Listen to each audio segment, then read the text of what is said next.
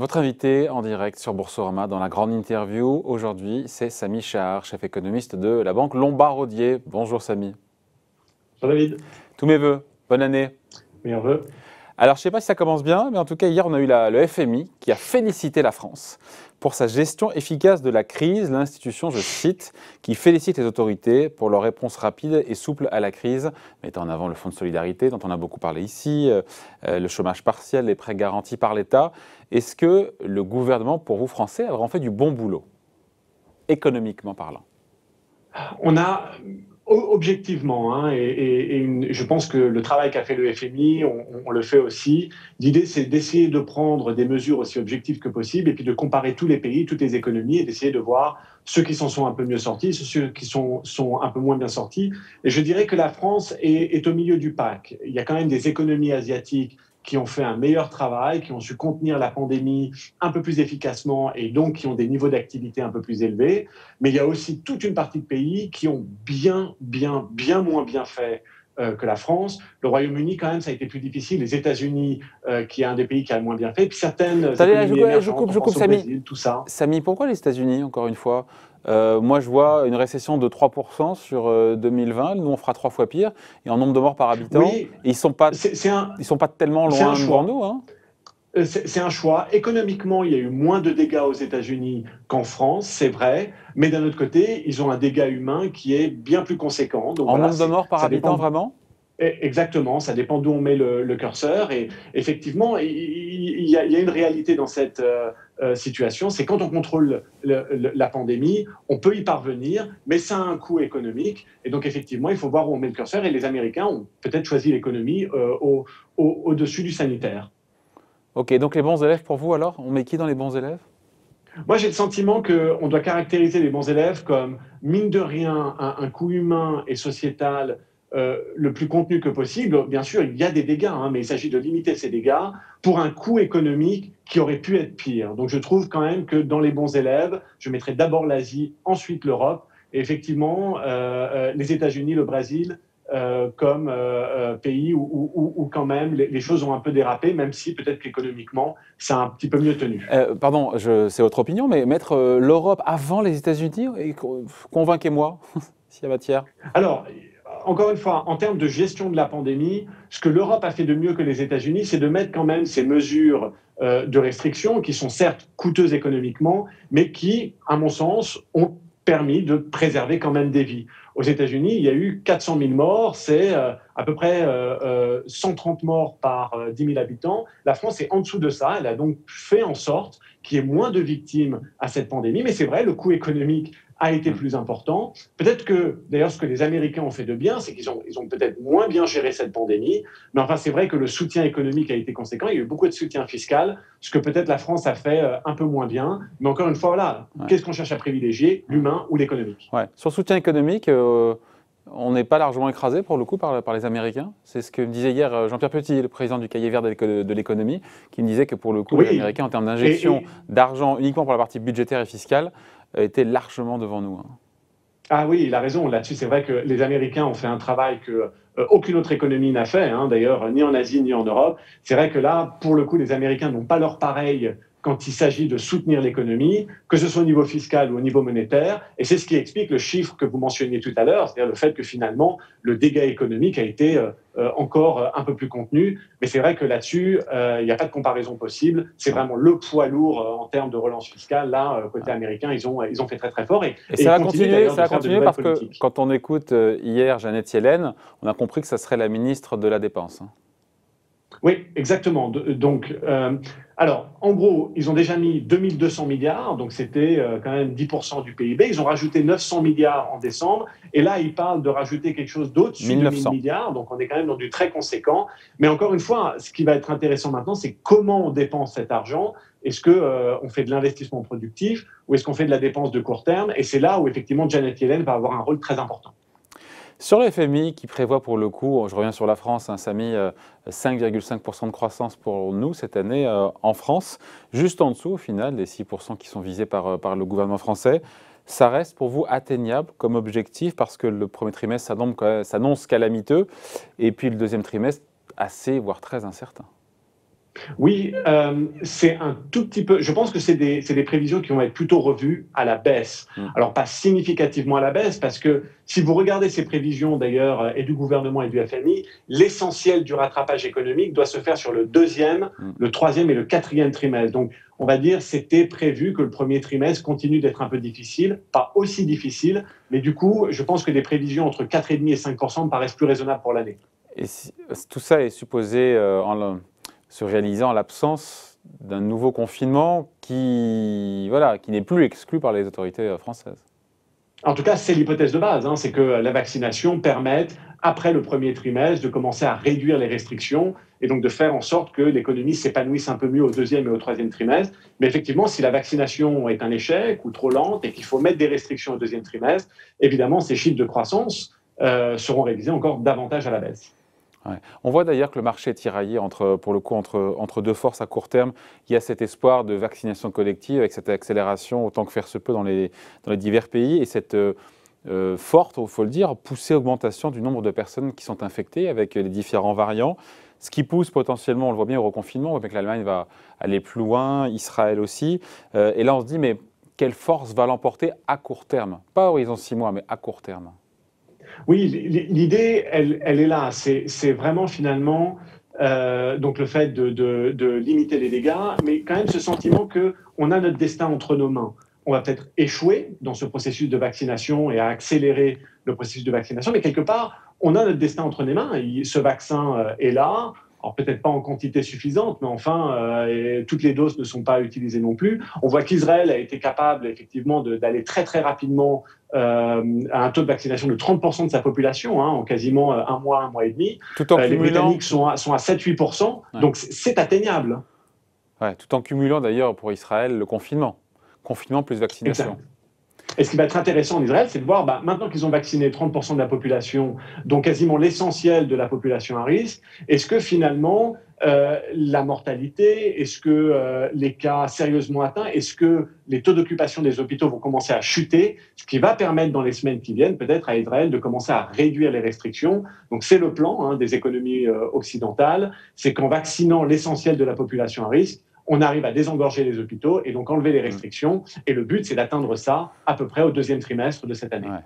Donc il y a cette course entre les deux, entre l'aggravation de la pandémie et la vaccination. C'est ça qui va aussi, encore une fois, nous animer dans les prochaines semaines.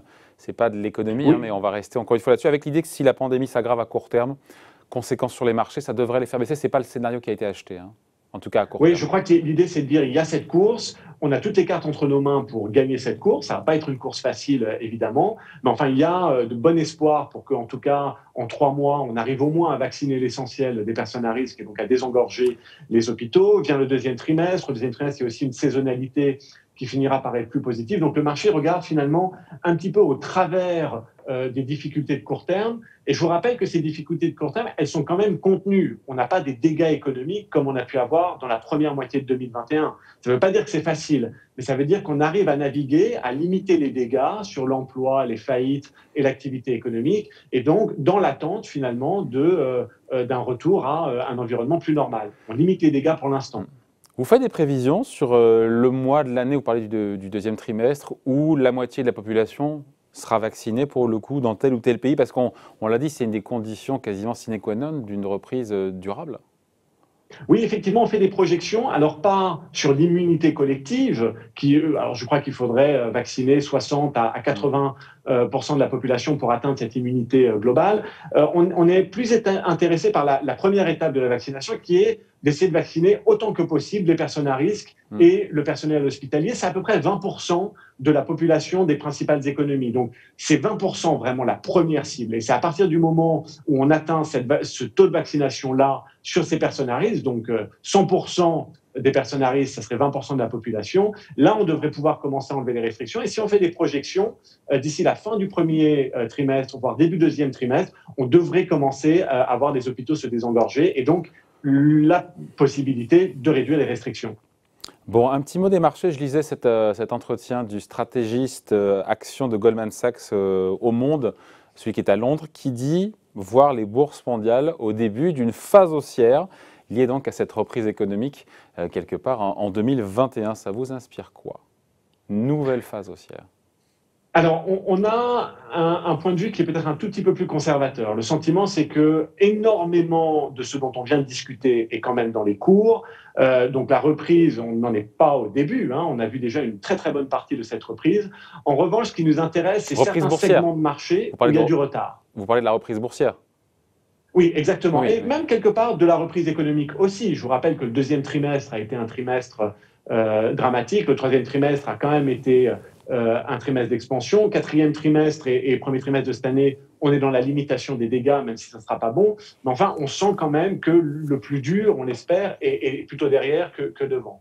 Et donc au niveau des bourses, on voit quand même que les marchés ont intégré cette réalité, mais pas tous les segments de marché. Ce qui est un tout petit peu plus cyclique, je pense aux pays émergents, je pense à l'Europe industrielle, je pense aux plus petites capitalisations, ont encore du rattrapage à faire dans l'énergie, les financières aussi également. Et donc, c'est plutôt ces segments de marché-là où il nous semble qu'il y a du potentiel, mais pour l'ensemble du marché, on a quand même vu beaucoup déjà. Ah, donc on a mangé notre pain blanc, selon vous, sur les indices boursiers? On a un peu mangé le pain blanc, notamment sur des choses qui ont très bien fait ces dernières années. On pense voilà, aux sociétés de croissance visible, de qualité, la tech américaine. Tout ça nous paraît quand même très intégré. Ça ne veut pas dire qu'on voit une crise demain là-dessus, mais enfin, on a le sentiment que les espérances de rendement dans ces segments de marché-là sont quand même très très minces. Et donc, on veut se diriger vers des segments de marché qui ont un peu plus de potentiel. Donc ceux qui ont été massacrés, quoi, en gros, finalement. Pour vous, le Exact, et potentiel qui sont en viendra donc reprise aujourd'hui. des bancaires, de l'aéronautique, de l'automobile, enfin de tous les cycliques au final. Exactement, exactement. Donc tout ce qui, quelque part, doit se confirmer maintenant avec la vaccination, eh bien, on sent que effectivement les choses se mettent en place pour que ces segments de marché-là, quand même, finissent par rattraper un peu ceux qui ont déjà intégré l'essentiel de la reprise. Ouais. Alors justement, dans les segments de marché qui ont bien performé, c'est vrai que sur comment dire, sur le marché boursier américain, tout le monde admet que les niveaux de valorisation sont, alors ça dépend de la pudibonderie qu'on peut avoir dans la sémantique qu'on a, mais voilà, que c'est bien valorisé, que ça atteint des sommets historiques. Mais personne n'ose vraiment qualifier le marché américain comme étant dans une bulle, notamment la tech américaine. C'est un mot que vous pourriez employer ou pas? Ah, certains le disent quand même. Nous, on a une définition d'une bulle. Pour moi, une bulle, c'est un actif qui a une prime de risque négative par rapport au taux hors risque. C'est-à-dire que la perspective de rendement est moindre que le fait de ne pas investir. Or, on peut calculer des primes de risque et mon sentiment, c'est que les primes de risque, elles restent quand même supérieures à zéro et pas si loin de leur valeur historique. Ça veut dire qu'il y a toujours un attrait quelque part de ces actifs par rapport au taux hors risque. Donc c'est vraiment ça, c'est que Donc oui, pas de bulle, tous pour ces vous, pas actifs de sont bulle très sur la tech chèrement américaine. valorisés. Exact, il y a une cherté, David, je suis d'accord, c'est cher, mais bulle, quand on compare encore une fois au taux d'intérêt, ben on se rend compte qu'il y a toujours un petit peu de potentiel et on n'a pas vraiment ces primes de risque négatives. Donc quand on caractérise une bulle, par exemple, les valeurs tech en 2000 ou l'immobilier américain en 2007, on avait des primes de risque négatives. Donc pour vous, il n'y a pas de bulle sur la tech américaine, c'est votre point de vue? Non, il y a une grande cherté, mais il n'y a pas de bulle quand on réfléchit en termes de primes de risque et quand on réfléchit au fait que les taux d'intérêt sont à zéro et encore à zéro pendant un moment. Est-ce que 2021, rêvons un peu, pourrait être le grand retour des bourses européennes, Samy? Parce qu'elles ont été en retrait en 2020. Elles le sont souvent d'ailleurs, je pense qu'au-delà de 2020, quand on regarde sur longue période, les bourses européennes sous-performent les bourses américaines. Est-ce qu'on peut rêver d'un grand retour des bourses européennes ou non, il ne faut pas rêver? Oui, en tout cas, ça fait partie de cette rotation cyclique dont on a discuté, cette idée que maintenant, les segments de marché qui ont un peu de retard et qui sont un peu plus sensibles au cycle international, Et qui sont plus en Europe. au commerce mondial, Ouais. au taux d'intérêt, quand je pense aux financières européennes, par exemple, ou aux matières premières, et particulièrement aux matières premières énergétiques et aux métaux industriels, ben, tout ça serait favorable effectivement aux actions européennes qui ont du rattrapage à faire. On pense aussi aux actions émergentes, mais effectivement, ce sont des segments de marché qui devraient surperformer en 2021. Bon. Après, tout ça est conditionné aussi au taux d'intérêt à long terme. Il ne faudrait pas que les taux longs américains remontent trop rapidement parce que ça pourrait avoir aussi voilà, un impact négatif sur les indices boursiers. À partir de quel niveau est-ce que le marché peut, pas flancher, mais prendre peur sur les taux américains? Je pense que c'est pas tellement une question de niveau, c'est une question de vitesse. Ouais. Exact, David. Donc, si effectivement les taux d'intérêt ont tendance à remonter, les taux longs américains ont tendance à remonter très vite du niveau où ils sont actuellement, c'est-à-dire entre à peu près à 1,10 et on les voit aller à 1,40 ou 1,50 en quelques semaines, on sait que ça va être trop dur à digérer pour le marché. En revanche, le fait qu'ils augmentent un peu, c'est aussi le signe que cette reprise, elle est en train de se réaliser et que les choses vont un peu mieux. C'est plutôt un élément positif que ces taux d'intérêt de long terme remontent graduellement. Il faut juste que ça aille pas trop vite, pas trop haut. Et les marchands, on peut imaginer, vont chercher à tester un peu la Fed aussi, hein, comme d'habitude. Oui, exactement. Alors, encore une fois, les niveaux où, à notre avis, tout cela va se tendre un peu, c'est peut-être un 30, un 40, mais en dessous, nous semble quand même qu'on est à des niveaux très raisonnables et que quelque part, une remontée des taux, un 10, un 20, ça montre surtout que les choses vont mieux. En ce début d'année, juste, on doit synthétiser un petit peu tout ce qu'on s'est dit jusqu'à présent. Samy Char, chef économiste chez Lombard-Odier. Qu'est-ce qui est acquis? Qu'est-ce qui est incertain pour 2021? Oui, peut-être qu'il n'y a rien d'acquis d'ailleurs. Ce qui est acquis, c'est qu'on a deux choses. On a quand même notre destin entre les mains en ce qui concerne la vaccination, parce qu'on a un vaccin, et on a un soutien monétaire et fiscal sans précédent historique. Donc on a quand même un filet de sécurité qui est important. Pardon, je vous coupe sur le vaccin. On ne sait pas encore, par rapport aux variants, quels sont les effets du vaccin sur le variant. Ce n'est pas encore très clair. Enfin, les différents variants, maintenant. C'est pas encore très clair, mais enfin, il semble quand même que le variant, en tout cas le britannique, ne résiste pas au vaccin, donc c'est plutôt une bonne nouvelle. Mais en tout cas, on a ce processus de vaccination dans la main. Ce qui peut ne pas aller, c'est justement ça, c'est qu'on n'arrive pas à déployer la vaccination assez rapidement, que les variants se mettent à être résistants, ou qu'on décide de retirer le soutien monétaire et fiscal trop tôt et surtout trop brutalement. Donc voilà, ça tient autour de ces deux réalités-là, le processus de vaccination et évidemment le soutien monétaire et fiscal. Notre sentiment, c'est qu'on a notre destin entre nos mains, mais bien sûr, le risque d'erreur, il reste conséquent. L'erreur de politique monétaire sur la partie budgétaire aux États-Unis, on a compris que Janet Yellen allait appuyer sur la pédale de la dépense. Et donc, dans ce qui est incertain pour vous, c'est pour cette année? Donc, pour moi, le plus incertain, ça tient au processus de vaccination. Et la deuxième chose, effectivement, c'est ce dont on a discuté sur les conditions financières, les taux. Ce serait que, voilà, ce n'est pas notre scénario, ce n'est pas ce qu'on imagine. Mais enfin, s'il y a un retour inattendu de l'inflation à des niveaux plus élevés, c'est vraiment pas ce à quoi on s'attend, même si l'inflation devrait se normaliser. Mais si ça tend les conditions financières, ça, effectivement, c'est quelque chose aussi auquel il faut prêter beaucoup d'attention. Cette tension-là qui, effectivement, serait un vent de face pour les marchés. Ouais. Et sinon, on finit là-dessus. Qu'est-ce qui est bien intégré, plus ou moins bien intégré par les marchés dans les grands risques? Qu'est-ce qui est bien pricé, surestimé, sous-estimé dans ce début d'année? Alors, la reprise économique, le fait qu'on devrait être capable de se sortir de ce choc du Covid grâce à la vaccination et au soutien monétaire, me semble assez bien intégré dans les cours. Donc, on ne voit pas vraiment d'expansion de multiples à ces niveaux-là. Les valorisations sont chères et elles ne devraient pas se renchérir davantage.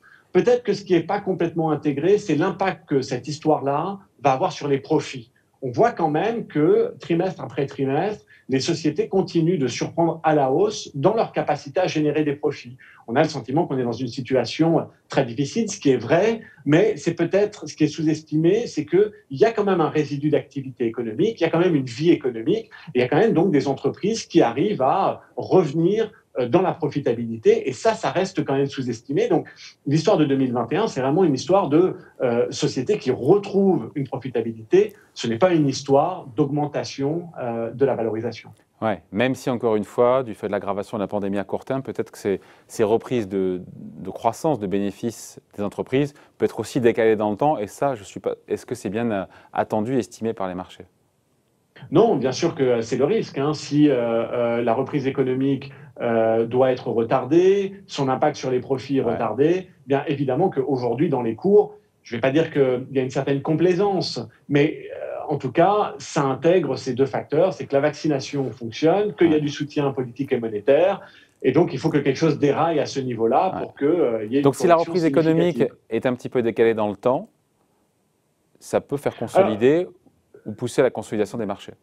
C'est une question. Si c'est une question de mois, a priori, on devrait s'en sortir. Il y a quand même des facteurs économiques sous-jacents, il y a des forces économiques très puissantes. En termes de consommation, on voit que les taux de chômage, que ce soit aux États-Unis ou en Europe, se sont quand même mieux contenus que ce qu'on aurait pu craindre. il y a en plus énormément d'épargne de précaution. Donc, quand on va enlever les restrictions, même si c'est avec 1 ou 2 mois de délai, quand même y avoir un retour de la consommation assez significatif. Les gens vont vouloir consommer ce qu'ils n'ont pas pu consommer, notamment dans les services. Et puis, la reprise du commerce mondial est quand même très puissante en ce moment. Donc, ce sont des éléments qui font que, voilà, s'il y a un délai de 1 ou 2 mois, on devrait regarder au travers. La grande inquiétude, c'est si le deuxième trimestre devient d'aussi mauvaise facture que le premier trimestre, là, effectivement, ça va être beaucoup plus compliqué. Et là, ça changerait l'équation pour les marchés.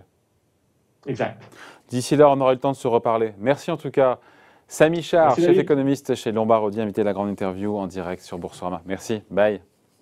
À bientôt.